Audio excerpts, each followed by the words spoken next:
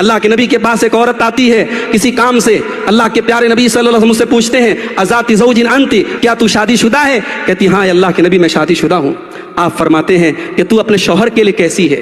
کہتی ہے ما آلوہ الا خیرا، اے اللہ کے نبی میں اپنے شوہر کے ساتھ بھلائی کرتی ہوں، کوئی کمی نہیں کرتی ہوں۔